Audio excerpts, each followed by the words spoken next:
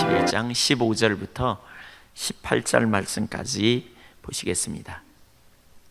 요한복음 21장, 오늘 부활절 메시지 요한복음 21장 15절 교독합니다. 그들이 조반 먹은 후에 예수께서 시몬 베드로에게 이르시되 요한의 아들 시몬아, 네가 이 사람들보다 나를 더 사랑하느냐 하시니 이르되 주님 그러하나이다. 내가 주님을 사랑하는 줄 주님께서 아시나이다. 이르시되 내 어린 양을 먹이라 하시고,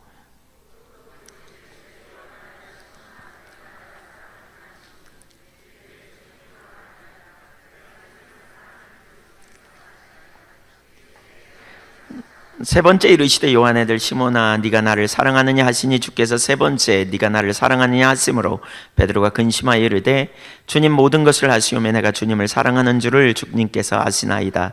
예수께서 이르시되 내 양을 먹이라.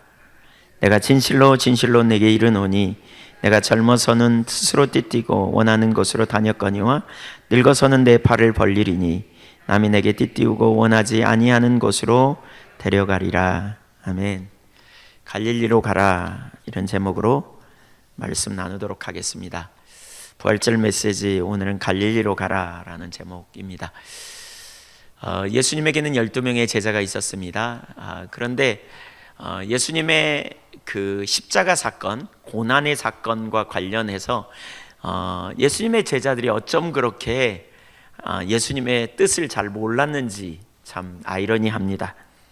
예수님의 12명의 제자 중에 한 명이 예수님을 팔아먹었습니다. 은전 30냥을 받고 팔아먹었습니다.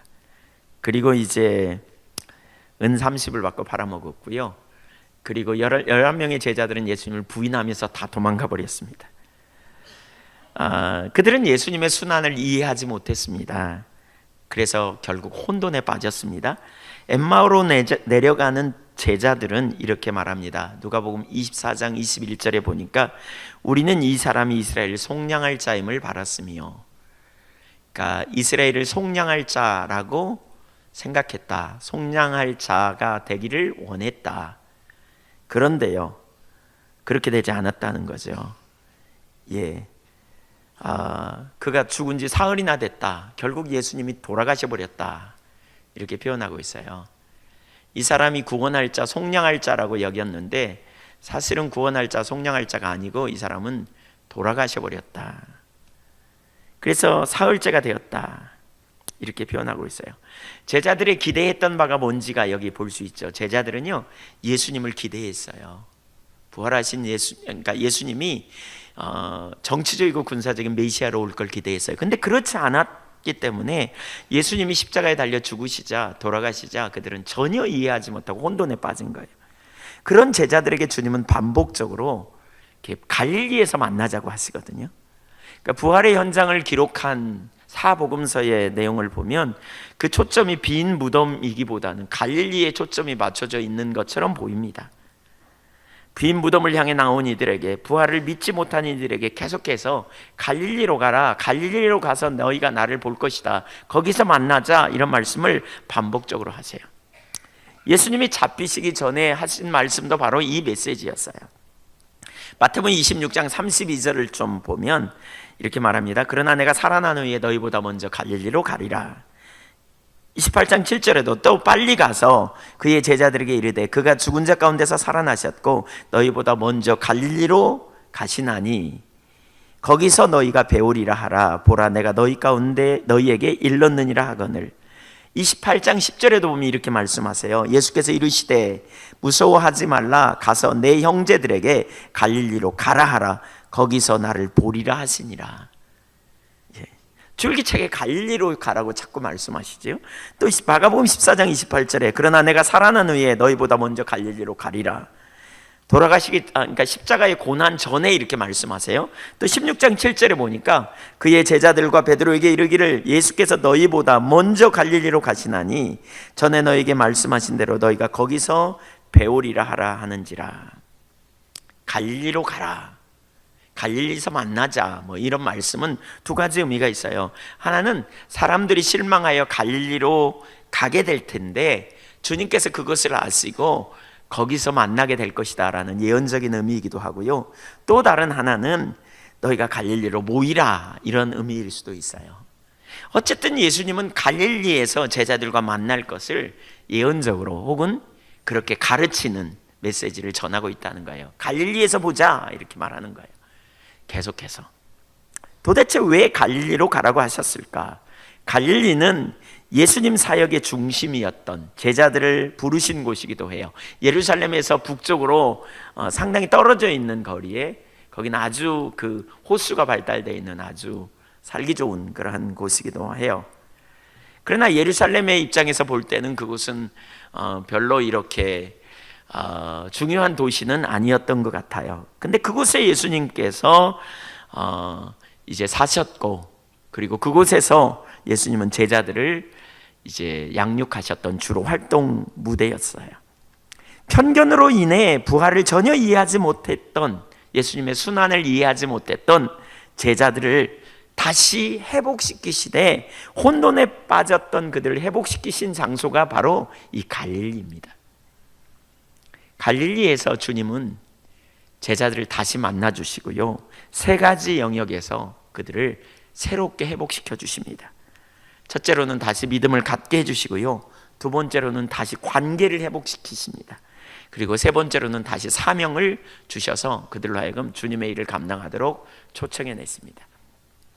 우리가 주님을 따라가다 보면 때로는 하나님께서 하나님의 섭리 가운데 우리에게 침묵하실 때가 있고, 때로는 하나님께서 은혜를 거두실 때가 있습니다. 예수님의 제자들이 하나님의 길을 알지 못해서 예수님을 따라가다가 예수님이 갑자기 십자가에 달려 죽으시는 사건 통해서 그들은 절망을 경험하고 그들은 혼돈을 경험합니다. 근데 그 바로 혼돈의 시기에 그들은 정체성을 잃어버리고 그들은 아주 혼돈스러워서 무엇이 진리인지를 잘 알지 못하고 있는 그때에 주님께서 갈릴리에서 만나셔서 다시 그들을 새롭게 해주셨다는 사실입니다. 오늘 여러분이 인생을 살다가 혼돈을 경험하고 이해할 수 없는 일을 만나게 될 때에 그래서 하나님의 임재가 거치고 하나님의 뜻이 무엇이고 하나님이 나를 부르심의 목적이 무엇인지 잘 알지 못한다면, 이 부활절 아침에 갈릴리에서 다시 만나주신 주님을 우리도 이 아침에 만남으로 말미암아 다시 믿음이 새로워지고, 다시 하나님과의 관계가 회복되어지고, 다시 소명을 발견하는 귀하고 복된 시간이 되시기를 주님의 이름으로 축원합니다. 첫째, 불신앙과 편견을 깨뜨리고 다시 믿음의 사람으로 세우십니다. 사복음서에 나타난 예수님의 부활을 다루고 있는 본문에 보면 일관되게 한 가지 특이한 사실을 발견할 수 있는데, 그것은 뭐냐? 제자들이 예수님의 부활을 전혀 이해 못했다는 사실이에요.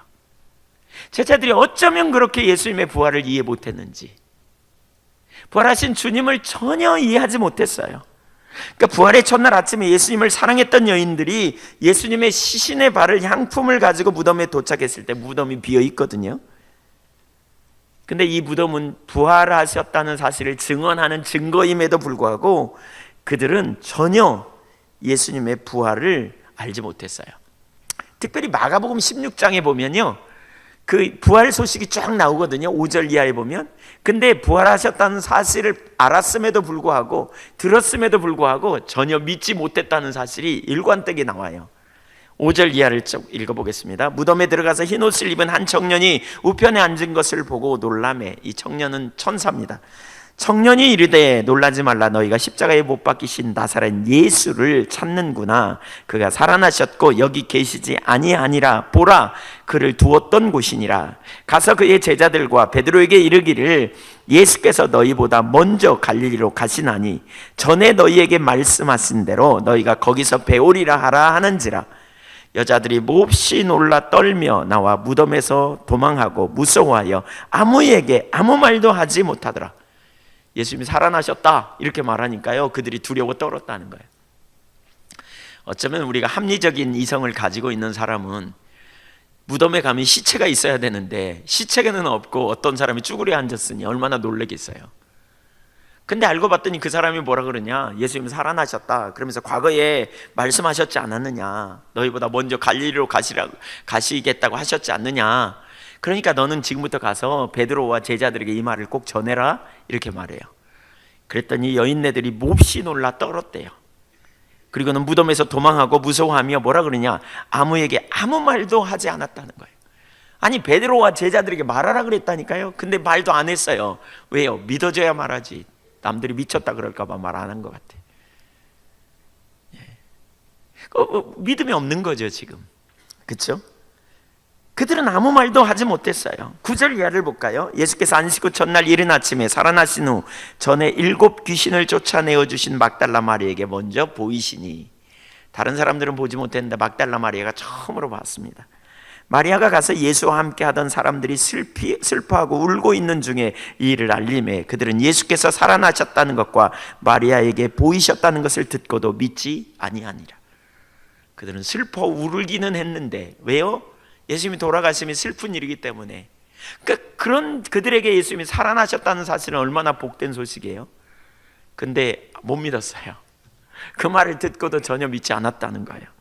12절 이하를 볼까요? 엠마오로 내려가는 두 제자 이야기입니다. 그 후에 그들 중 2사람이 걸어서 시골로 갈 때에 예수께서 다른 모양으로 그들에게 나타나시니 2사람이 가서 남은 제자들에게 알리었으되 역시 믿지 아니하니라. 결론은 항상 믿지 않는 거예요. 그냥 불신충만이죠. 부활하신 주님 알게 뭐야 뭐 이런 거죠. 14절 그 후에 예수께서 11 제자가 음식 먹을 때 드디어 예수님이 11명의 제자들에게 다 보이십니다. 그들에게 나타나사 그들의 믿음 없는 것과 마음이 완악한 것을 꾸짖으시니 이는 자기가 살아난 것을 본 자들의 말을 믿지 아니함일러라. 그들은 한마디로 말하면 전혀 믿지 않았어요. 예수님이 부활했다는 사실을 전혀 믿지 않았다고요. 어떻게 이럴 수 있을까? 그렇죠? 예수님께서 내가 살아나야 하리라 이 말씀을 여러 번 하시거든요. 고난을 받고 죽임당한 후에 사흘 만에 살아날 것이다 이 말씀을 여러 번 하셨거든요. 근데 제자들은 한결같이 그 말씀을 기억도 못하고 그 말씀에 대하여 반응하지도 못했다는 사실이에요. 왜 그랬을까요?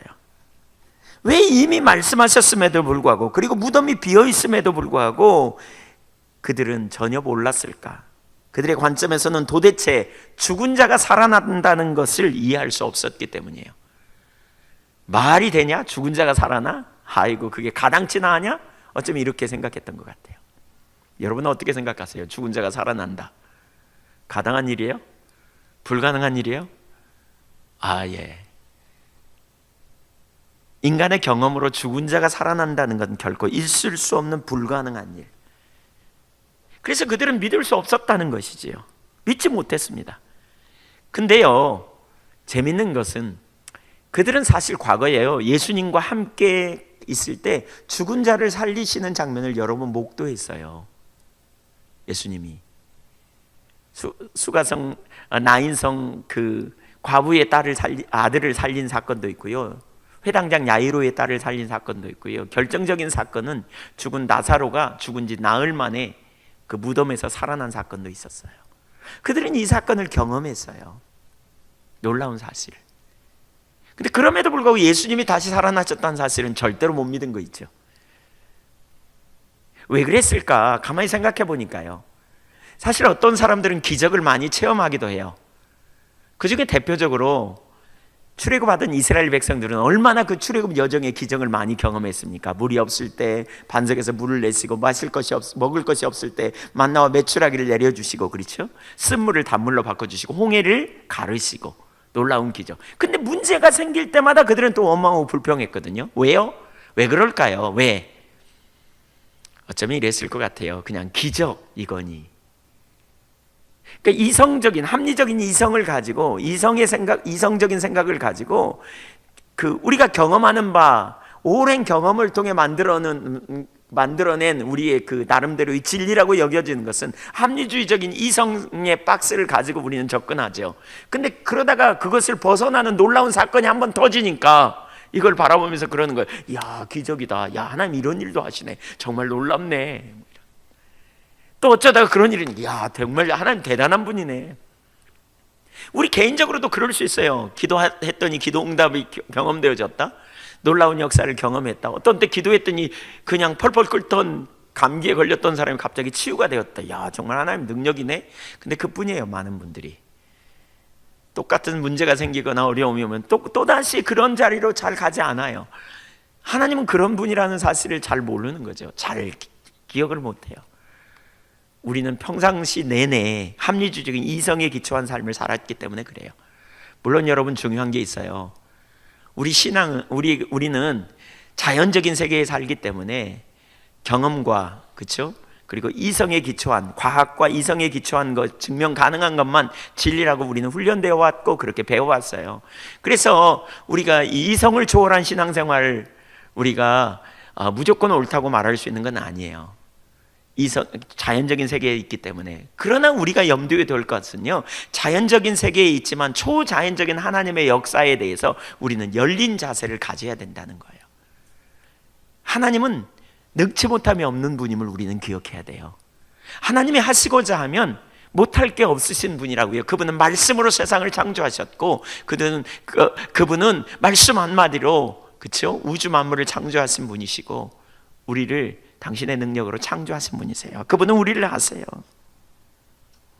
그래서 우리는 하나님은 자연의 그 이성적인 원리를 통해서 우리로 살게 하시지만, 그러나 때때로 그것을 초월하여 우리에게 개입하실 수 있는 분이시라는 사실을, 우리에게 간섭하실 수 있고, 그분이 말씀하시면 반드시 그분의 뜻이 성취된다는 사실을 받아들이는 믿음의 자리까지 가야 됩니다. 어쨌든 그들은 믿지 못했습니다. 믿음이 없었습니다. 이 부활절 아침에 우리는 무엇을 믿는가 다시 생각해 봐야 돼요. 주님을 믿는다라고 말할 때 그분의 말씀이 진리인 것을 우리는 기억한다면, 그렇다면 우리 논리, 우리 이성의 범위 안에서 이해되는 것만이 진리라고 여기서는 안 되는 것이지요. 하나님께는 능치 못함이 없음을 받아들이셔야 돼요. 그분은 전능하심을 알아야 돼요.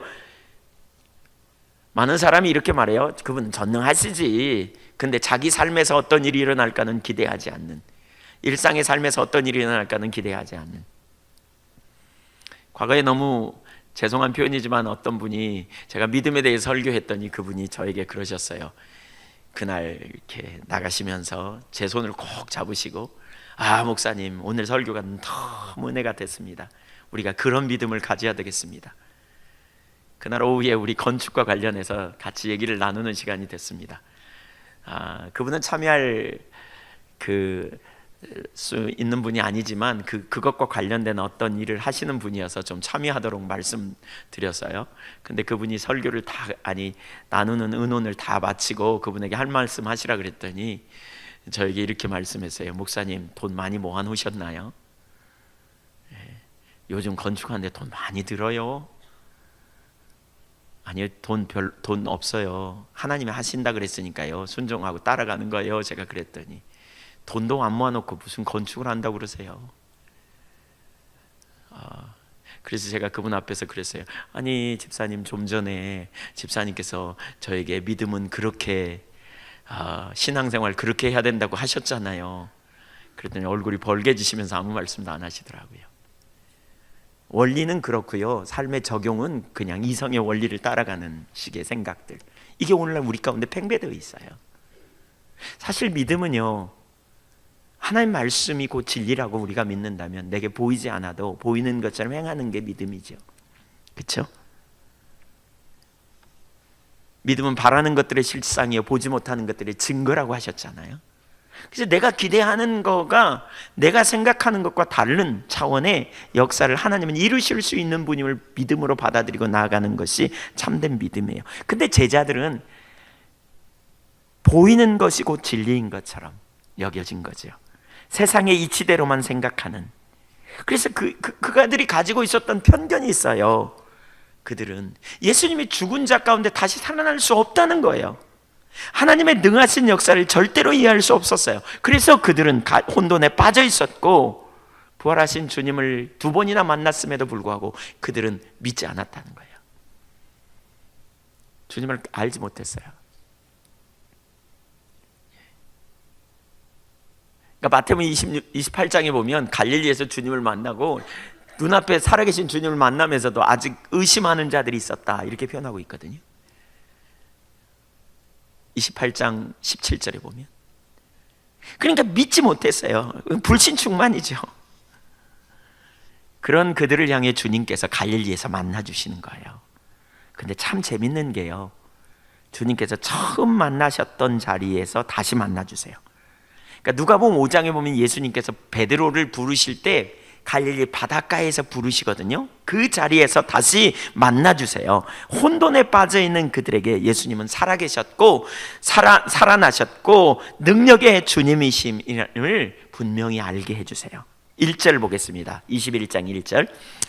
그 후에 예수께서 디베랴 바닷가에서 호수에서 또 제자들에게 자신을 나타내셨으니 나타내신 일은 이러하니라. 시몬 베드로와 디두모라 하는 도마와 갈릴리 가나 사람 나다니엘과 세베대의 아들들과 또 다른 제자 둘이 함께 있더니 7명의 사람들이죠. 시몬 베드로가 나는 물고기 잡으러 가노라 하매 그들이 우리도 함께 가겠다고 나가서 배에 올랐으나 그날 밤에 아무것도 잡지 못하였더니 날이 새어갈 때 예수께서 바닷가에 서셨으나 제자들이 예수신 줄 알지 못하는지라. 갈릴리 바닷가, 그들에게 아주 익숙한 장소예요. 그들은 어부였거든요. 그래서 갈릴리 바닷가는 그들에게 얼마나 익숙한 장소인지 몰라요. 그런데 그들이 고기를 잡으러 나갔대요. 베드로는 이미 어부 직업을 놓은 지가 오래됐었어요. 근데 왜 고기를 잡으러 갔을까? 무료해서 그랬을까? 아니면 너무 스트레스를 많이 받았으니까 바람이나 쐬러 가야지, 그리고 고기를 잡으러 갔는지, 아니면 당장에 먹거리가 없어서 먹거리를 해결하려고 고기라도 잡아서 먹거리를 해결해야지, 우리가 예수님 돌아가셨지만 그리고 부활했대지만 우리가 앞으로 뭘 해야 될지 모르니까 먹거리라도 해결해야지 이러고 나갔는지 잘 모르겠어요. 어쨌든 그렇게 밤에 고기를 잡으러 나갔어요. 근데 여명이 훤히 더울 때까지 그들은 고기 한 마리 못 잡았어요. 여전히 빈배였어요. 그리고 거기 부활하신 주님께서 찾아오셨어요. 이 장면은요, 우리가 아주 익숙한 장면이에요. 특별히 베드로에게는 익숙한 장면이에요. 왜냐하면 누가복음 5장에 보면 제자들을 처음 부르실 때 갈릴리에서 예수님께서 만나주셨어요. 어부였던 베드로 밤새 그물질을 했지만 그 당시에도 빈배였어요. 그런데 주님께서 그 배에 타시고서 사람들을 가르치십니다. 예수님 따라온 사람들을. 그러더니 뭐라 그러냐면 깊은 데 그물을 내리라, 이렇게 베드로에게 말해요. 어부였던 베드로, 어부인 베드로, 자존심도 있지, 그렇죠? 목수, 예수님의 직업은 목수였거든요. 목수가 와서 깊은 데 그물을 내리라 그러니 자존심이 얼마나 상하겠어요. 근데 은혜를 받았나 봐요. 그러니까 한마디 하는 거예요. 제가 그 바닷가에 집회 가가지고요, 거기 장로님이신데 어부세요. 그래서 장로님께 물어봤어요. 장로님이 이런 상황이라면 그물 내리시겠어요? 그랬더니 못 내리지요 그러더라고요. 안 내리신대요, 절대로. 아니, 전문가의 자존심이 있지. 내가 밤새 못 잡았는데 그물 내리라 그래? 그리고 깊은 데에 베드로의 경험에 의하면 그물이 고기가 없는데요. 근데 그물 내리라 그러니까, 그렇죠? 근데 베드로가 한마디 하죠. 밤새 수고했지만 고기를 못 잡았는데 내가 내리겠습니다. 그리고 그물을 내렸어요. 그런데 그물이 찢어질 만큼 고기가 많이 잡힌 거예요. 그러니까 베드로가 깜짝 놀래요. 자연적인 경험에 의하면, 자기 이성에 의하면 고기가 안 잡혀 오라요. 근데 많은 고기가 잡혔어. 그러니까 깜짝 놀래가지고 뭐라 그러냐? 주여, 내가 죄인이로소이다, 나를 떠나소서, 그래요. 하나님의 초자연적인 역사를 경험한 거예요. 그분의 능력을 경험한 거죠. 그때 예수님께서 너는 이제 사람을 낚는 어부가 되게 할 거야, 나를 따라오라. 그때부터 주님을 따르게 돼요. 이렇게 3년 동안 주님을 따라다녔던 베드로에게 예수님께서 디베랴 바닷가에서 동일하게 오신 거예요. 여전히 그들은 이렇게 3년 동안 그 주님을 따라다닌 이후에 그가 바닷가에 갔지만 여전히 빈배였다는 사실이에요.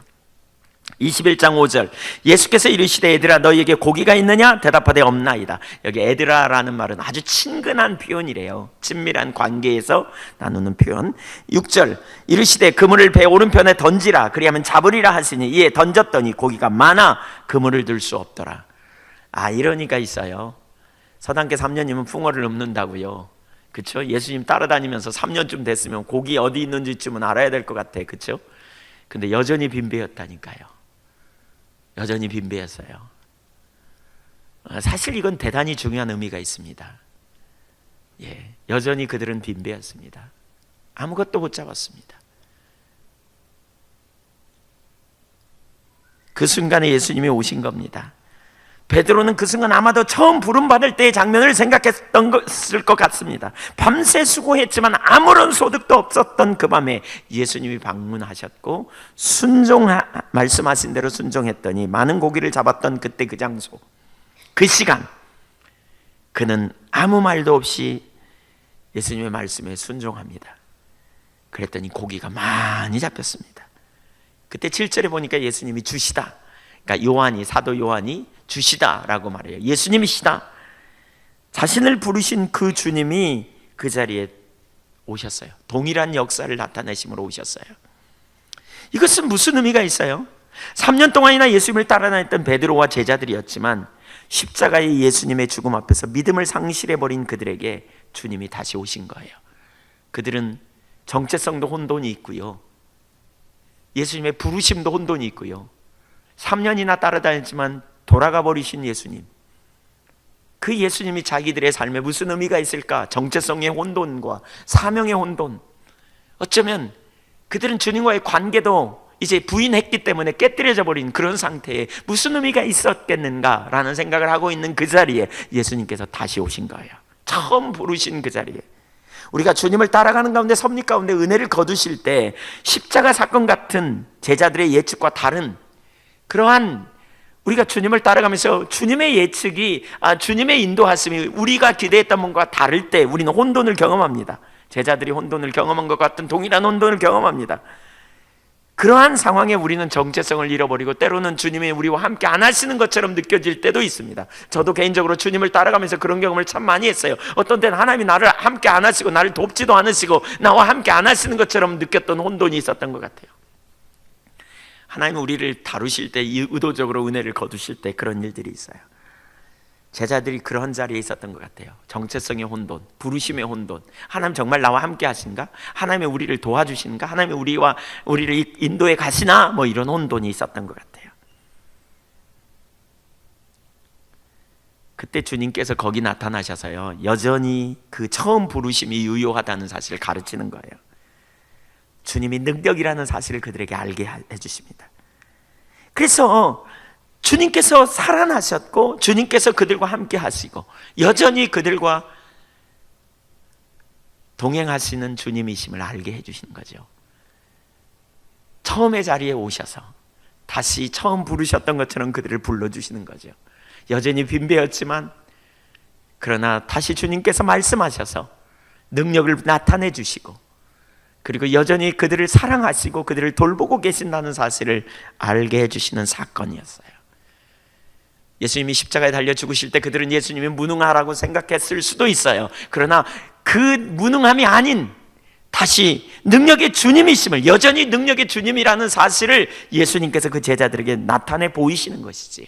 그래서 그들의 불신앙이 깨뜨려지고 믿음의 세대로 세워지며 예수님께서 십자가에서 죽으셨지만 부활의 권능을 가지고 다시 살아나신 주님, 사망의 권세를 깨뜨리시고 다시 일어나신 메시아여 구원자이신 그 주님이심을 분명히 나타내 보이신 것이지요. 혼돈에 빠져있던 제자들이 혼돈을 거치게 되는 그런 시간, 다시 처음 만나셨던 그 자리로, 처음 부르셨을 때 그 부르심으로 예수님께서 다시 그들을 만나주시고 그들을 회복시키시는 거예요. 우리가 주님을 따라가는 가운데 이런 혼돈이 있을 수 있어요.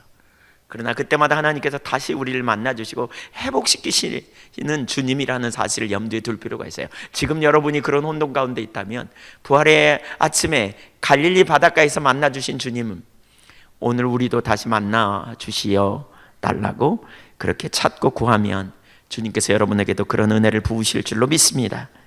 21장 7절을 보겠습니다. 예수님의 사랑하는 그 제자가 베드로에게 이르되 주님이시라 하니 시몬 베드로가 벗고 있다가 주님이라 하는 말을 듣고 겉옷을 두른 후에 바다로 뛰어내리더라. 과거에 베드로는요, 예수님 앞에 그렇게 말해요. 나는 죄인입니다, 나를 떠나소서 그랬어요. 근데 이제 두 번째로 예수님은 그러한 역사를 경험할 때 뭐라 그래요? 그는 멀리 떨어져 있는 예수님을 향해 바다에서 100여 미터쯤 떨어져 있는 거리에 헤엄쳐서 나갑니다. 예수님을 향해 겉옷을 벗고 있다 겉옷을 입습니다. 헤엄치려면 겉옷 벗는 게 나아요, 그렇죠? 근데 예수님 앞에 예의를 차리는 거죠. 열정을 가지고 있어요. 고기고 뭐고 나는 주님입니다 그러면서 헤엄쳐 나가는 거예요. 그 주님을 향해 나아가는, 주님을 향한 열정, 그때 주님께서 숯불에다 떡과 고기를 얹어서 준비해서 그들을 먹여주십니다. 3년 전 처음 부름받을 때 그는 매우 겸손했습니다. 자신이 죄인이라고 떠나달라고 고백했습니다. 그러나 그는 예수님의 사랑받는 수제자로서 언제나 주님과 동행하고 함께했던 베드로, 누가 그냐 하는 다툼 속에서 교만하며 자기가 최고라고 생각했던 그 베드로, 그래서 예수님께서 최후의 만산석상에서 네가 3번 날 부인할 거야, 깨어 기도해 라고 말할 때 절대로 부인하지 않습니다 라고 자기를 과신했던 그 베드로는 그날 다시 처음의 상태로 돌아가 주님 앞에서 겸손해집니다. 이 사건을 통해 그는 다시 겸손한 자리로 돌아가게 됩니다. 그는 결국 주님이 오시지 않으면 안 된다는 사실을 깨닫습니다. 그는 3년 전에 처음 부름받을 때 그 상태로 돌아갑니다. 그는 3년 동안 훈련받으면서 예수님께 인정도 받고 칭찬도 받고, 그는 항상 예수님이 다니는 곳마다 함께 다녔고, 그는 예수님이 행하신 이적도 가장 옆에서 지켜봤던 사람입니다. 누구보다도 자기가 예수님을 잘 알고 있고 그분의 능력을 알고 있고 그 능력을 체험하기도 했던 그런 사람으로서 자기는 잘 가고 있는 사람, 자기는 주님을 절대로 죽는 자리까지 부인하지 않을 사람이라고 생각했던 사람입니다. 그러나 그는 예수님을 부인해버렸을 뿐만이 아니라 3년이 지난 그날 여전히 디베리아 바닷가에서 3년 전에 자신의 빈배였던 상태와 조금도 다를 바가 없는 상태로 돌아와 버렸다는 사실을 그는 깨달으면서, 여전히 빈배라는 사실을 그는 발견하면서 그는 다시 겸손의 자리로 가게 되는 것이죠. 결국 주님이 오시지 않으면 안 되는구나. 주님이 오시지 않으면 내 삶에 어떤 능력도 없구나. 저는 이것이 예수님께서 제자들을 가르치신 마지막 그 가르침이라고 생각합니다. 결국 누가 오시지 않으면 안 돼요? 주님이 오시지 않으면 안 돼요. 주님이 오시지 않으면 아무런 일도 감당할 수 없는 것이지요. 그런 자신들에게 부활의 주님이 오셔서 어떻게 할지를 지시해 주시고, 그들은 죽음을 이기신 부활의 주님과 함께 할 때 능치 못함이 없음을 새삼스럽게 발견하고 깨닫는 믿음의 자리로 가게 되는 것이지요. 여러분, 우리가 뭔가 훈련받은 자신의 그 경력을 우리는 생각합니다. 내가 훈련받았으니까 이제 잘 될 거야 라는 생각. 기억하십시오. 해답은 우리에게 있지 않아요. 항상 주님이 오셔야 돼요. 예수님께서 3년 동안 제자들을 훈련시키시고 마지막으로 그들에게 훈련시키는 게 뭐냐? 네 안에 해답이 없어. 결국 주님이 오셔야 돼. 주님이 오셔야 돼. 주님이 없이는 안 돼. 이걸 가르치는 거예요. 여러분 삶에도 주님이 오셔야 됨을 깨달으시기를 축복합니다. 주님이 오셔야 돼요. 주님이 여러분 안에 오셔야 돼요. 우리는 죽음이 끝이라고 생각하죠. 그런데 주님은 그 죽음을 이기셨어요. 그리고 다시 사셔서 제자들에게 오셨어요. 그들은 이제 주님 안에 있는 능력을 보았어요. 그 주님이 얼마나 능력인가. 결국 우리 안에 해답이 없구나. 그래서 우리는 실패할 수밖에 없구나. 주님이 안 계시면, 주님의 은혜가 거치면 우리가 넘어질 수밖에 없는 자라는 사실을 그들은 절감했을 거예요. 그래서 그들은 실망했습니다. 자기들의 기대와 다른 주님 부활을 이해할 수 없는 편견. 그래서 그들은 철저히 실패하고 패배하는 자리에 있었지만 주님께서 다시 갈릴리로 그들을 부르셔서 믿음의 사람으로 회복시키는 교육의 장소요, 편견을 깨뜨리는 장소로 그들을 인도하시고 그들을 만나주시는, 갈릴리는 바로 그러한 장소입니다. 여러분, 여러분의 삶에 능력이 없습니까? 실패했습니까? 지금 앞이 안 보입니까? 지금 낙심되고 좌절됩니까? 그 갈릴리로 나아가십시오. 처음의 장소로 가십시오. 주님이 여러분을 만나주신 그 장소로 나아가십시오. 주님이 능력이심을 여러분에게 드러내실 것입니다. 혼돈의 자리에 있으면 하나님이 나를 안 사랑하나, 나를 버리셨나, 하나님이 나는 돕지 않으시는 것 같아, 이런 느낌을 되게 많이 겪거든요. 저도 과거에 그런 경험이 있어요. 어떤 때는 너무 힘들면 하나님이 나를 버리신 것 같아, 나를 포기하신 것 같아, 막 낙심돼요. 막 헤매요. 하나님은 어디 계시냐고. 알고 보면요, 내 눈이 가려진 거예요. 그러니까 혼자 눈 감고 하나님 안 계신 것처럼 어느 날 하나님의 은혜로 눈이 떠지면요, 주님은 여전히 거기 계셨고 주님은 여전히 은혜와 사랑과 자비로 우리를 도우시는 분임을 알게 돼요. 그분은 여전히 능력이고 그분은 여전히 신실하시고 그분은 여전히 능치 못함이 없으신 주님이심을 알게 된다는 거예요. 믿음이 없으면 우리는 혼돈해요. 무엇보다 이 부활절 아침에 우리는 이 믿음을 갖게 해달라고 구해야 돼요. 우리가 여전히 빈배일 수밖에 없다고, 주님이 오시지 않으면 안 된다고 우리는 주님께 구해야 돼요. 우리가 인생을 살면서 때로는 우리 자신의 능력으로 살 수 있다고 생각하고 우리는 우리의 힘과 우리의 능력을 과신하고 잘 나가기 때문에 세상을 의지하고 자기 힘을 의지하다가 어떤 순간 하나님의 임재가 거쳐서 헤매고 앞이 안 보이고 빈배의 자리에 이르는 순간에 우리는 부활의 주님이 능력으로 임하여 주시기를 사모하고 나가야 돼요. 예수님 제자들요, 그 사건 이후에 그들은 달라집니다. 여기 요한복음 21장에 이 디베랴 바닷가에서 예수님을 만난 이후에 그들의 삶은 완전히 달라집니다.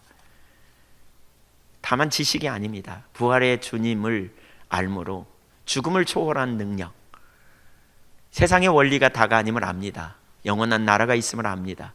그래서 그 원리를 따라 그는 담대히 살아갑니다. 추운 날씨가 아직 계속되는데도 봄이 도대체 올 것 같지 않음에도 불구하고 옷을 만드는 사람은 봄옷을 만들고 있어요. 왜요? 봄이 올 걸 알기 때문에 그렇죠. 맑은 날이 계속 되어지는데도 우산 장사는 우산을 만들어요. 왜요? 언젠간 비가 올 걸 알기 때문에. 어떻게 알아요? 경험으로 알아요. 비가 계속 지리한 장마가 계속됨에도 불구하고 집신 장사는 그것 때문에 낭망하지 않아요. 왜냐하면 맑은 날이 올 것을 알기 때문에 그래요. 이게 믿음이죠. 이게 믿음. 올 것을 알기 때문에. 이 세상적인 믿음이에요. 우리 그리스도인의 믿음은요, 보이는 것이 전부가 아니라는 거예요. 죽음이 끝이 아니라는 거예요. 그 뒤에 영원한 세상이 있음을 아는 거예요. 영원한 나라가 있음을 아는 거예요. 하나님이 능치 못함이 없음을 아는 거예요. 그분이 우리의 하나님이시고 우리가 그의 자녀고 그분이 우리와 함께 하실 때 능치 못함이 없음을 우리는 보는 거예요. 불신앙은 사람들을 혼돈케 해요. 낙심하고 좌절해요. 그러나 믿음의 사람은요, 문제가 있을 때 기도합니다. 믿음의 사람은 하나님 말씀 앞에 순종합니다. 오늘 주님은 우리에게 그 능력을 나타내시기를 원하십니다. 사망의 권세를 이기신 주님, 그 주님의 능력을 우리는 볼 수 있어야 되겠습니다. 사도 바울은 에베소 교회를 위해 바로 이 믿음, 이 부활의 능력을 알게 해달라고 기도하고 있어요. 에베소서 1장 17절 이하에 보면 이렇게 말합니다. 같이 읽어볼까요? 우리 주 예수 그리스도의 하나님, 영광의 아버지께서 지혜와 계시의 영을 너희에게 주사 하나님을 알게 하시고 너희 마음의 눈을 밝히사 그의 부르심의 소망이 무엇이며 성도 안에 그 기업의 영광의 풍성이 무엇이며 그의 힘의 유력으로 역사하심을 따라 믿는 우리에게 베푸신 능력의 지극히 크심이 어떠한 것을 너희로 알게 하시기를 구하노라. 그라는 말은 하나님을 매요. 하나님의 능력이 얼마나 큰지, 하나님이 우리를 부르심이 얼마나 놀라운지, 그분의 유력으로, 그분의 능력으로 우리 안에서 역사하셔서 믿는 자들 안에 역사하시는 능력이 얼마나 큰지 알게 해달라고 구하라는 거예요. 그러면서 20절에 보니까 그 능력이, 바로 그 하나님의 능력이, 우리 안에 역사하시는 능력이, 같이 읽죠. 그 능력이, 시작. 그의 능력이 그리스도 안에서 역사하사 죽은 자들 가운데서 다시 살리시고 하늘에서 자기의 오른편에 앉히사 모든 통치와 권세와 능력과 주관과 이 세상뿐 아니라 오는 세상에 일컫는 모든 이름 위에 뛰어나게 하시고 또 만물을 그 발 아래 복종하게 하시고 그를 만물 위에 교회의 머리로 삼으셨느니라. 무슨 얘기예요? 하나님의 능력이 우리 안에서 역사하셔서 우리로 예수 믿게 하고 우리를 변화시키신다는 거예요. 그 능력을 우리가 알기만 하다면, 하나님의 능력을 알기만 한다면, 근데 그 능력이 무슨 능력? 부활의 능력이라는, 부활의 능력. 예수님을 죽은 자 가운데 살리신 부활의 능력. 여러분, 이 부활의 능력을 아는 게 중요해요. 우리가 믿음이 없는 이유는 하나님의 능력을 몰라서 그래요. 내가 믿는 그 하나님이 말씀하신 대로 이루실 걸 정말 안다면 우리가 담대해요. 2장 1절 이하의 그 능력에 대해서 계속 말하고 있어요. 허물과 죄로 죽었던 너희를 살리신 능력이다. 그러면서 그 능력은 뭐예요? 세상 풍속을 쫓고 공중에 관순 잡은 자를 뒤따르는 마음과 육체에 원하는 것을 하여 본질상 진노의 자녀 아래 놓여있던 너희를 그리스도와 함께 살리시고 그리스도와 함께 일으키셔서 마침내 그리스도와 함께 하늘 보좌 우편에 앉게 하셨다는 거예요. 미래의 일이지만 현재 우리의 시민권은 하늘에 있다. 이게 뭐냐? 바로 그 부활의 능력으로 주님이 그 일을 이루신다는 거예요. 이것은 은혜로 된 것이다. 행위로 된 게 아니다. 이건 하나님의 선물이다. 그러면서 2장 10절에 이렇게 말합니다. 너희는 그의 작품으로 하나님이 빚어가신다. 하나님이 너희를 그렇게 만들어 가신다. 어떤 능력으로요? 부활의 능력으로. 예수님을 부활케 하신 그 능력, 그 하나님의 능력이 저와 여러분을 그렇게 빚어가실 거라는 거예요. 저와 여러분을 그렇게 새롭게 하실 것을 믿음으로 신뢰하는 우리 모두가 되기를 간절히 축원합니다. 주님은 그 능력의 주님이시라니까요. 이 능력을 안다면 얼마나 우리가 담대할까? 절망하지 않습니다. 이 능력을 알면. 이 능력을 알면 담대합니다. 이 능력을 알면 우리가 하나님께 맡길 수 있습니다. 하나님의 능력을 의지하여 믿음으로 분연히 일어나게 됩니다. 어떤 분들은 가끔 제가 그런 말을 들었어요. 설교를 들으면서 좀 힘들다고 하신 분들이 있더라고요. 제가 하는 설교를 들으면서 힘들다고 이렇게 하신 말씀을 가끔 전해 들어요. 왜 힘들까 생각해 보니까 두 가지예요. 하나는 뭐냐, 찌르는 것처럼 느껴져요. 내가 잘못하는 걸 자꾸 추적하는 것처럼, 찌르는 것처럼. 또 하나는 그런 이유인 것 같아요. 내가 못 사는데 이렇게 살라고, 그러니까 나 살 수 없는데 내가 어떻게 이걸 살아? 아이고 난 답답해, 나 이렇게 살 수 없어, 이런 생각. 사실은요, 복음을 잘 이해 못해서 그렇습니다. 여러분 보세요, 원래 우리에게 살 수 있는 능력이 없어요. 하나님께서 우리에게 이렇게 알게 하시는 부분은요, 우리에게 깨닫게 하시면 그렇게 살 수 있도록 그분이 능력도 주시겠다는 거예요. 내 안에 해답이 있기 때문에 내가 하는 게 아니고요, 우리는 겸손하게 그분의 은혜를 구하면서 하나님 그렇게 살기를 원합니다, 근데 제 속에 능력이 없습니다, 은혜를 부어주십시오, 이렇게 나가야 돼요. 그래서 복음이 여러분에게 힘들게 한다면, 그러니까 말씀이 여러분에게 힘들게 한다면 사실은 부활의 능력을 바라보십시오. 우리의 능력으로 할 수 있는 게 아니에요.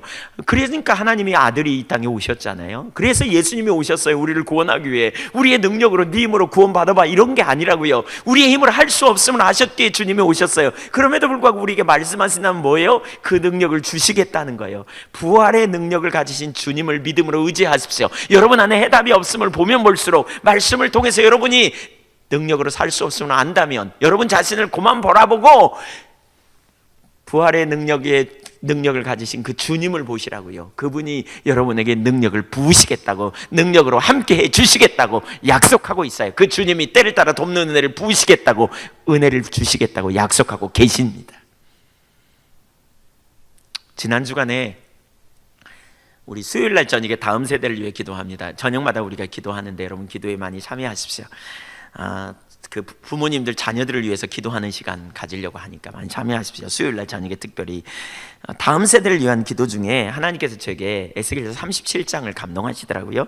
제가 그 구절을 읽어봤어요. 좀 같이 읽어보기 원하는데, 여호와께서 권능으로 내게 임재하시고 그의 영으로 나를 데리고 가서 골짜기 가운데 두셨는데 거기 뼈가 가득하더라. 하나님께서 에스겔 선지자를 뼈가 가득한, 마른 뼈가 가득한 골짜기로 이끄셨대요.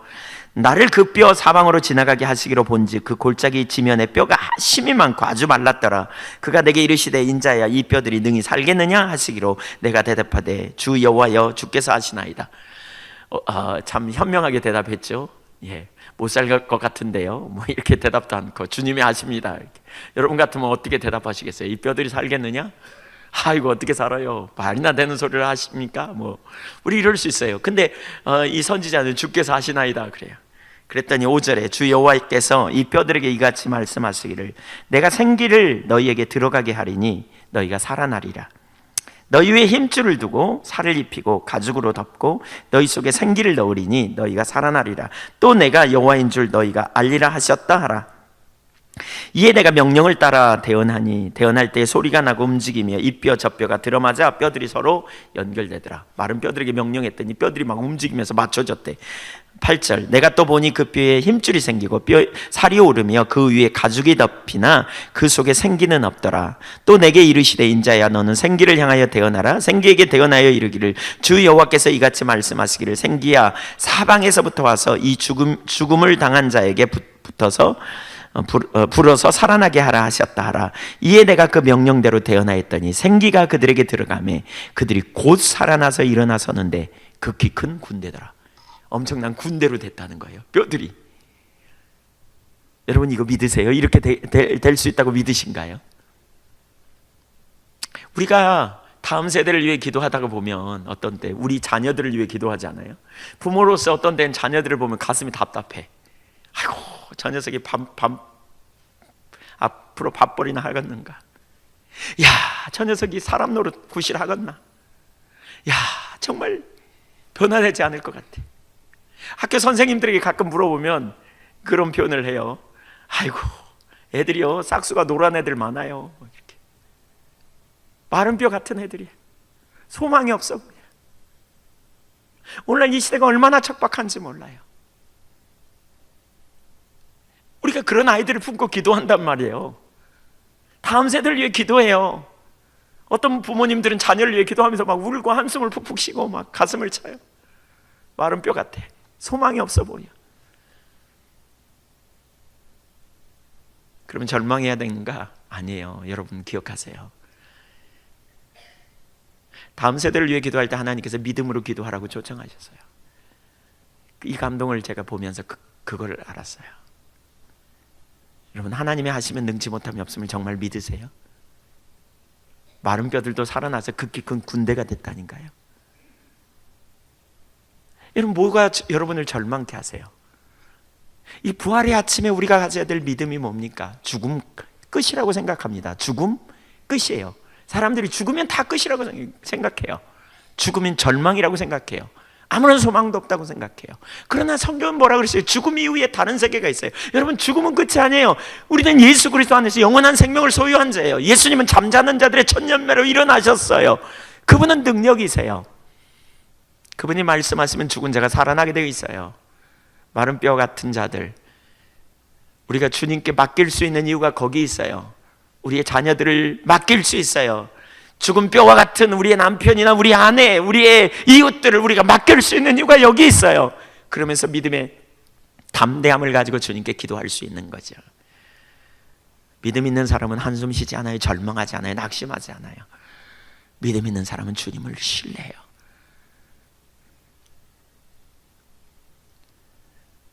우리는 자꾸 우리 자신을 바라보고 우리 환경을 바라보는 데서 끝나요. 그러나 주님은 거기서 눈을 떼라 그래요. 주님을 보게 해요. 그분은 능력의 주님이세요.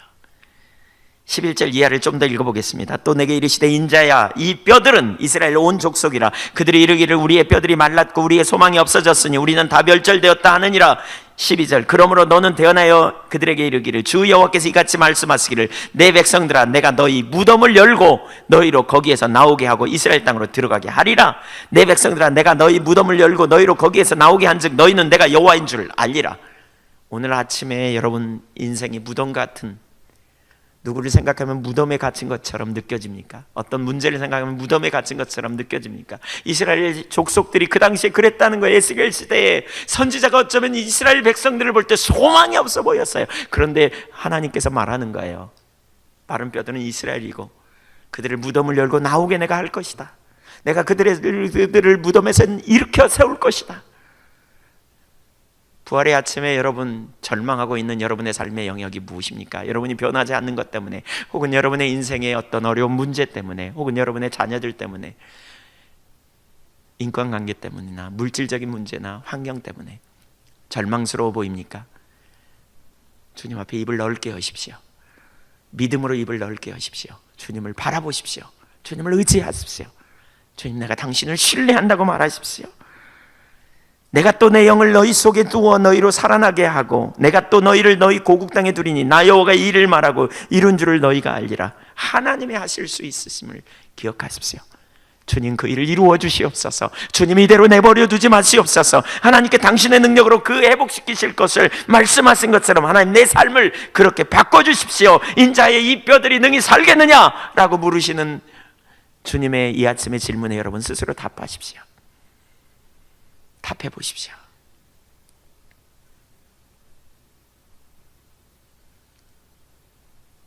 부활의 믿음을 가지십시다.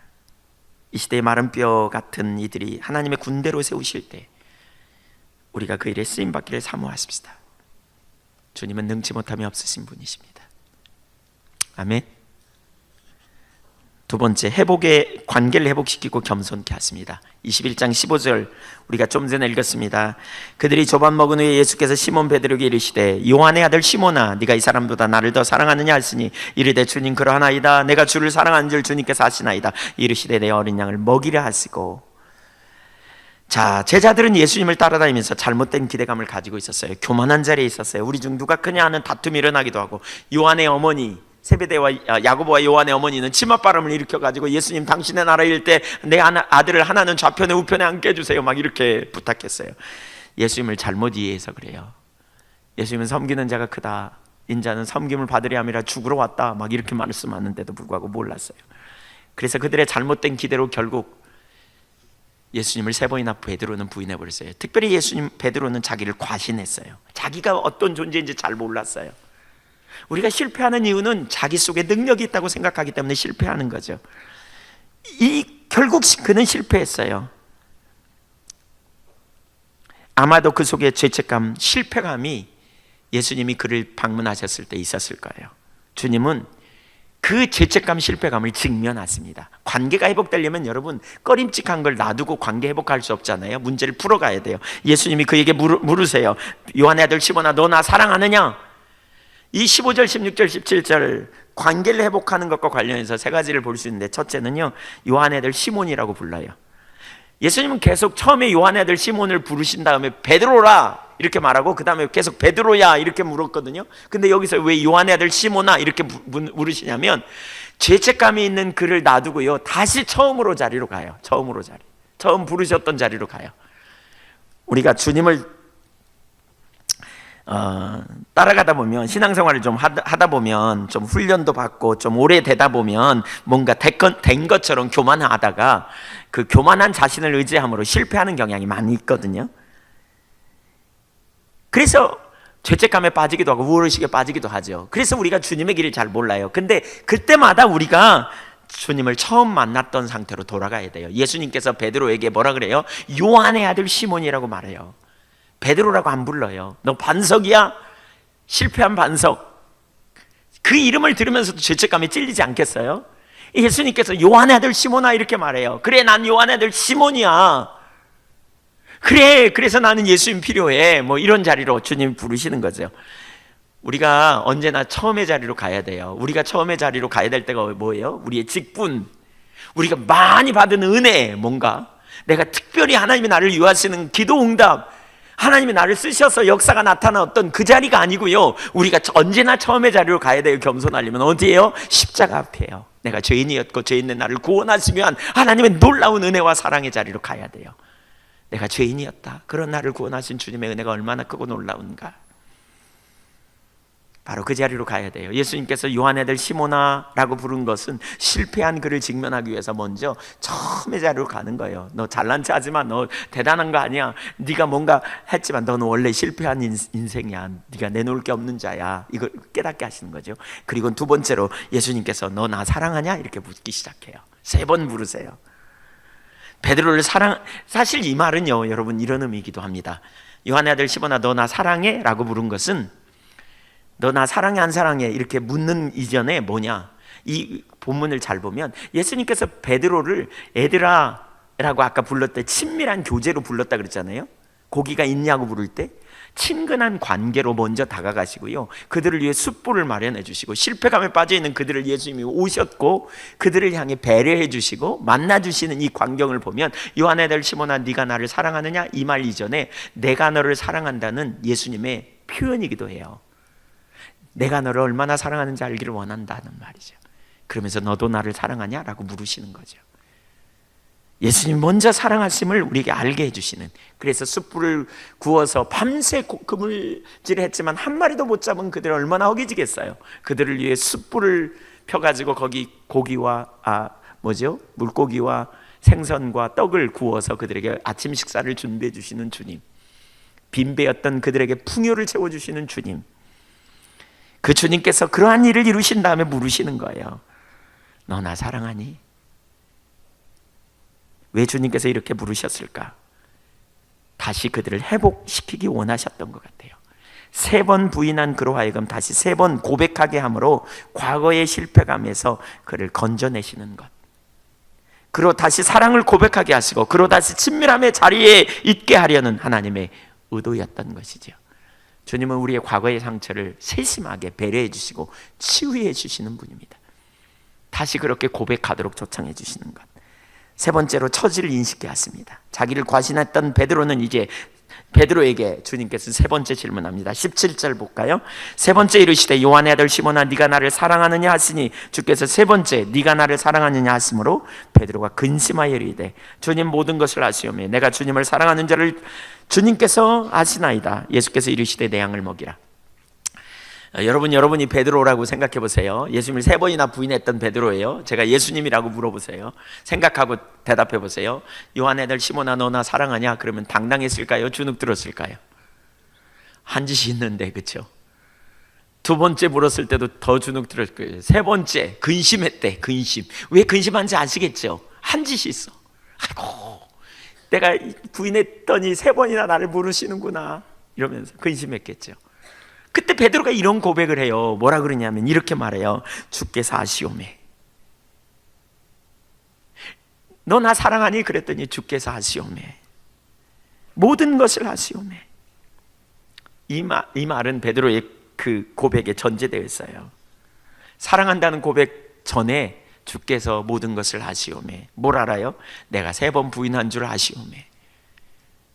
내가 과거에 예수님을 정말 사랑하고 주님의 뜻대로 서겠다고 큰 소리 당당하게 쳤지만 내가 육신이 연약하여 넘어질 수밖에 없는 인생임을 주님 아시잖아요 라고 고백해요. 정말 내가 주님을 사랑하지만 언제 주님이 하시는 것처럼 언제 주님을 부인할지 모르는 자임을 고백해요 주님이라고 말하고 있는 거예요. 한때 예수님께서 겟세마네 동산에 가서 베드로에게 이렇게 말해요. 깨어 기도해. 네가 마음은 원이지만, 네가 마음으로는 나를 사랑하지만, 네가 마음으로는 나를 부인하지 않고 나를 사랑하지만 너는 육신이 연약해. 오늘 밤에 특별한 은혜가 필요해. 근데 베드로는 이 말의 의미를 이해하지 못했어요. 왜냐하면 그는 마음으로 하나님을 사랑할 뿐만 아니라 육신으로 자기가 하나님의 뜻대로 잘 할 수 있다고 생각했기 때문이에요. 그런데 드디어 그는 처지를 인식한 거예요. 무슨 처지? 내가 마음이 원이어서 열심히 사랑한다고 고백했지만 실제로는 내가 하나님을 기쁘시게 할 수 없는, 육신으로 연약하게 넘어질 수밖에 없는 자라는 사실을 깨달은 거죠. 자신의 처지를 인식한. 이 갈릴리에서 주님의 제자 베드로는 자신의 처지를 인식한 거예요. 내가 마음은 원이지만 육신이 얼마나 연약한 존재인가. 이 부활의 아침에 그걸 우리가 발견할 수 있으면 좋겠어요. 스스로 하나님을 기쁘시게 할 수 없는 자, 자기를 과신하던 그였지만 이제 겸손하고 내 힘으로 할 수 없습니다 하나님. 그래서 그는 그 다음에 뭐예요? 자기를 스스로 의지하지 않아요. 자기 능력을 의지하지 않아요. 자기 힘을 의지하지 않아요. 그는 겸손하게 하나님을 의지해요. 그래서 21장 18절 보세요. 같이 읽어볼까요? 21장 18절. 예, 시작. 내가 진실로 진실로 내게 이르노니 네가 젊어서는 스스로 띠띠고 원하는 곳으로 다녔거니와 늙어서는 내 팔을 벌리리니 남이 내게 띠띠우고 원하지 아니하는 곳으로 데려가리라. 과거에는 자기 마음대로 살았어요. 자기가 할 수 있다고 생각했어요. 내가 하나님 기쁘시게 할 수 있다고 생각했어요. 근데 자기가 할 수 없음을 발견했어요. 마음은 원이지만 육신이 연약하여 죄를 지고 맨날 넘어지는 인생임을 알았어요. 그래서 예수님이 필요함을 알았어요. 그래서 성령님이 필요함을 알았어요. 그래서 때를 따라 돕는 은혜가 필요함을 알았어요. 그래서 예수님이 때를 따라 돕는 은혜를 구하라 그랬고, 그래서 예수님이 고아처럼 버려두지 않기 위해 영으로, 성령으로 또 다른 보혜사를 우리에게 보내시겠다고 말씀하신 것을 알았어요. 그래서 그는 겸손해요. 철저히 하나님을 의지하기 시작해요. 그래서 철저하게 성령님을 의지하기 시작하고 때를 따라 돕는 은혜를 구하는 자리로 가기 시작하고, 그날 이후로 베드로는 달라졌어요. 그날 이후로 베드로는 겸손해져요. 그날 이후로 그는 철저히 주님의 인도를 따라다니는 삶으로 바뀌어져요. 그를 통해 성전의 미문의 안전뱅이를 치유하자 사람들이 그를 확 주목하니까 베드로가 화를 냅니다. 왜 나를 보냐고. 내가 아니라고. 예수님이 하셨다고. 나는 그냥 그 이름을 순종했을 뿐이라고. 겸손한 자리로 전환됩니다. 자기 안에 능력이 없음을 알기 때문에. 그는 성령에 의한 삶을 살아요. 주님을 사랑하지만 우리 안에 해답이 없음을 아는 것, 이게 얼마나 중요한지 몰라요. 우리가 하나님 앞에 나갈 때도 이 자세를 가져야 돼요. 여러분 예배 드릴 때도요, 두 자세가 필요해요. 하나님을 사랑하는 마음이 우리 가운데 있으면서 동시에 육신이 연약하여 내 자원으로 갈 수 없기에 하나님의 아들 예수 그리스도의 보혈의 공로, 십자가의 공로를 의지하여 가는 거예요. 예수님의 피를 의지하여 가는 거예요. 그래서 내가 마음은 원이지만 육신이 연약하여 넘어질 수밖에 없는 자임을 알기 때문에 하나님께서 우리에게 말씀하실 때 우리가 그렇게 결단하지만 그러나 은혜가 필요한 인생임을 기억하고 성령님 앞에 겸손히 엎드리는 자세를 갖는 거예요. 우리 안에 해답이 없음을 아는 것. 갈릴리 바닷가에서 이들은 비로소 마지막으로 예수님 앞에 배운 놀라운 진리, 처지를 인식한 거죠. 내 안에 답이 없다. 십자가의 사건을 거치면서 자기 안에 답이 없다. 그래서 부활의 아침에 그는 새로운 사람이 되는 거죠. 이제 자기를 과신하는 사람이 아니고요, 하나님의 은혜를, 하나님의 지혜를, 하나님의 약속을 신뢰하는 믿음의 사람, 주님이 오셔야 되는 걸 아는 사람. 마지막 세 번째, 갈릴리에서 그는 다시 사명을 받습니다. 갈릴리는 사명의 땅입니다. 예수님께서 사랑하느냐고 물으셨고, 그렇게 대답하는 베드로에게 내 양을 치라, 내 양을 먹이라, 내 양을 치라 라고 세 번이나 답변했습니다. 베드로는 오래전 사명을 갈릴리에서 받았습니다. 사람을 낚는 어부가 되게 하리라고. 그러나 그의 소명은 십자가의 사건과 예수님 죽음 앞에서 희미해져 버렸습니다. 그런데 그 소명을 다시 회복시켜 주십니다. 부활하신 주님은 갈릴리에서, 마태복음 28장 16절 이하에 보니까 사명을 주세요. 제자들에게 11 제자가 갈릴리에 가서 예수께서 지시하신 산에 이르러 예수를 배웠고 경배하나 아직도 의심하는 사람이 있더라. 부활하셨지만 의심해요. 18절, 예수께서 나와 말씀하여 이르시되 너희가 땅의 모든 권세를, 하늘과 땅의 모든 권세를 내게 주셨으니 그러므로 너희는 가서 모든 민족을 제자로 삼아 아버지와 아들과 성령의 이름으로 세례를 베풀고 내가 너희에게 분부한 모든 것을 가르쳐 지키게 하라. 볼지어다 내가 세상 끝날까지 너희와 항상 함께 있으리라 하시니라. 갈릴리에서 주님은 뭐라 그래요? 가래요. 모든 족속으로 제자 삼으라. 가라 그래요. 그 사명을 감당하는 자들에게 하늘과 땅의 모든 권세를 가지신 예수님께서 끝날까지 함께 하시겠다는 거예요. 그래서 뭐예요? 길이 되시고 필요를 채워주시고 능력으로 함께 하셔서 그 일을 감당케 해주시겠다는 거예요. 보호하시고 지키시고 돌봐주시겠다는 거예요. 우리가 이 땅에 존재하는 이유를 생각해 봐야 돼요. 부활의 아침에 우리는 정체성이 무엇인지를 우리가 알았다면 우리는 이 땅에 왜 존재하는지를 기억해야 돼요. 여러분, 우리가 예수 믿고 구원받은 것이 주님의 유일한 목적이라면 구원받자마자 그냥 더 좋은 천국에 빨리 데려가야 돼요. 그런데 우리를 이 땅에 두셨어요. 왜 두셨어요? 우리를 통해 하나님 나라를 넓히기 원하세요. 저와 여러분을 통해 하나님 나라가 넓혀지기를 원한다고요. 우리는 사명을 받은 자예요. 사명이 없다고요? 나는 뭘 해야 될지 모르겠다고요? 여러분, 마태복음 5장 13절에 보면 너희는 세상의 소금이라 그랬어요. 썩어져가는 세상에서 맛을 내야 되는 소금이래요. 또 그 뒤에 보면 너희는 세상의 빛이래요. 어두워? 그러면 너희가 가서 빛의 역할을 감당해야 돼 그랬어요. 우리가 할 일이 아무것도 없는 게 아니에요. 그게 우리의 사명이에요. 이 땅이 어두워갈수록 우리는 빛의 역할을 감당해야 되고요, 여러분 주변이 자꾸 썩어갈수록 여러분은 썩지 못하도록 막아내는 소금의 역할이 돼야 돼요. 오늘날 기독교가 얼마나 많은 사람들에게 지탄을 받고 있습니까? 오늘날 기독교가 얼마나 부정적으로 얘기가 많이 되어져 가고 있습니까? 어느 시대보다도 지금 더 많이 그런 시대에 우리가 살고 있는 것 같아요. 정말 안타까운 일이죠. 정말 우리가 전환돼야 될, 어느 시대보다 전환돼야 될 시대예요. 이 시대에 우리가 사명을 감당하되, 어떤 사명이요? 빛과 소금의 역할을 감당해야 돼요. 여러분 기억하세요.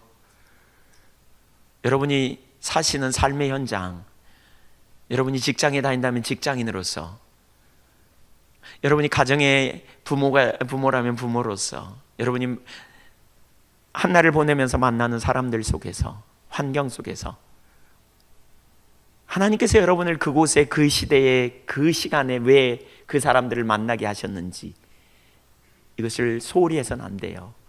우리는 그리스도인으로서 존재감 없이 살아서는 안 된다는 거예요. 내가 만나는 삶의 현장에서, 내가 만나는 삶의 보내심을 받은 직장에서, 내가 만나는 많은 사람들 앞에서 존재감 없이 살아서는 안 된다는 거예요. 내가 그리스도인으로서, 하나님 나라를 소유한 백성으로서 우리가 어떻게 사는 것이 완전한 삶인지, 무엇을 위해 하나님께서 나를 보내셨는지를 염두에 두고 살아야 한다니까요. 그저 먹거리를 위해서, 그저 명예를 위해서, 그저 세상의 쾌락을 위해서 우리를 두시지 않았다는 거예요. 우리 시대의 사명감을 갖는 일이 우리 가운데 얼마나 필요한지 몰라요. 에스더 4장 13절 보면 이스라엘 백성들이 출애굽하던, 그러니까 이스라엘 백성들이 포로로 잡혀갔을 때 하만이라고 하는 사람의 모략으로 이스라엘 백성 전체가 다 어려움을 당하게 되었습니다. 그때 에스더는 포로로 잡혀간 중에 이스라엘 그 나라의 왕비가 되었습니다. 바벨론의 왕비가 되었습니다. 그런데 그 왕비가 만든 사람이 누구냐면 그 에스더의 삼촌 모르드게입니다. 근데 모르드게를 비롯한 이스라엘 모든 백성들을 다 죽이겠다고 생각했던 그러한 하만, 괴략으로 다 죽게 생겼습니다. 그때 모르드게가 에스더를 향해서 이렇게 말합니다. 모르드게가 그를 시켜 에스더에게 화답하되 너는 왕궁에 있으니 모든 유다인 중에 홀로 목숨을 건지리라 생각하지 말라. 이때에 네가 만일 잠잠하여 말이 없으면, 네가 만약 소명을 행하지 않는다면 그 말입니다. 유다인은 다른 데로 말미암아 노임과 구원을 얻으려니와 너와 내 아버지 집은 멸망하리라. 네가 황후의 자리를 얻은 것이 이때를 위함이 아닌지 누가 알겠느냐. 나만 아니면 돼. 오늘날 이런 의식이 팽배되어 있어요. 어쩌면 에스더가 자기는 왕으로서 아무 문제를 만나지 않아요. 자기 동족이 다 죽임을 당해도 자기는 아무 문제를 만나지 않을 수도 있어요. 그러나 자기가 괜히 나섰다가 자기까지 쫓겨날 수도 있어요. 그러니까 모르드게 그의 삼촌이 그러는 거예요. 네가 왕후가 된 것은 어쩌면 바로 이때를 위함이 아닌 줄 어찌 알겠느냐. 네가 지금 가 있는 그 권력, 네가 얻은 그 자리, 그것이 바로 이때를 위해서 하나님께서 너에게 이 일을 시키기 위해서 세우신 것인 줄 어찌 알겠느냐.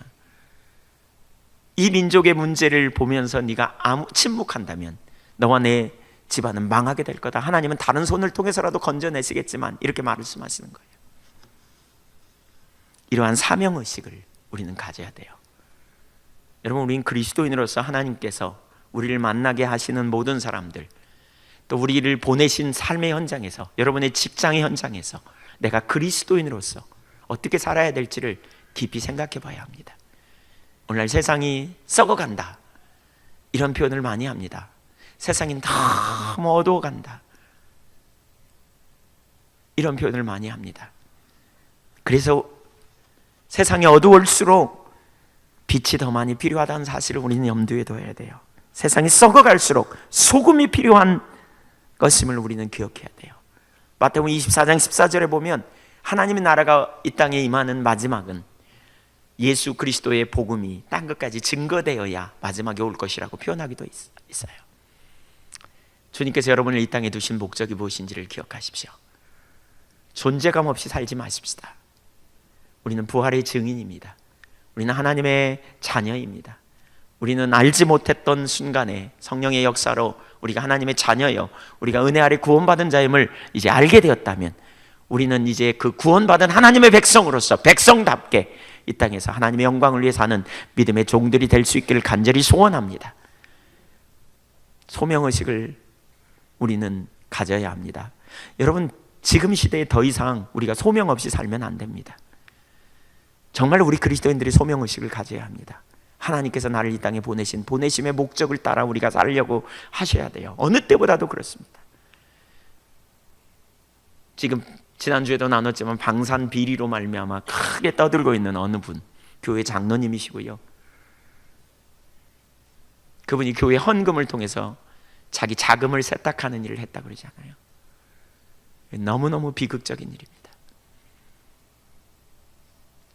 점점 그러한 일들이 터져 나오고 있는 것, 우리가 우리 자신을 추스리고 살펴야 합니다. 그리스도인으로서 하나님 보시기에 선함이 무엇인지를 생각하고 나아가야 합니다. 우리는 갈릴리로 나아가십시다. 부활절 아침에 예수님께서 그들을 찾아주시고 정체성의 혼돈에 있는, 불신에 빠져있는 그들을 만나주시고 다시 그들을 처음 만난 자리에서 다시 그들을 만나주시고 그들을 초청해 주시고 그들과 관계를 회복해 주시고 그들에게 다시 사명을 주신 것처럼 이 아침에 주님께서 저와 여러분을 만나주시고 회복시켜 주시며 새로운 믿음의 사람으로 세우시고 우리를 하나님과의 온전한 관계 가운데 우리가 아니고 주님의 능력이심을 깨달아라. 그분을 믿음으로 의지하는 능력 있는 삶을 살 뿐만이 아니라 하나님께서 우리에게 주신 소명을 가지고 이 땅에서 빛과 소금의 사명을 감당하는 믿음의 종들로 살기를 간절히 축복합니다. 그런 은혜를 우리에게 달라고 우리가 겸손히 구하십시다. 기도하겠습니다.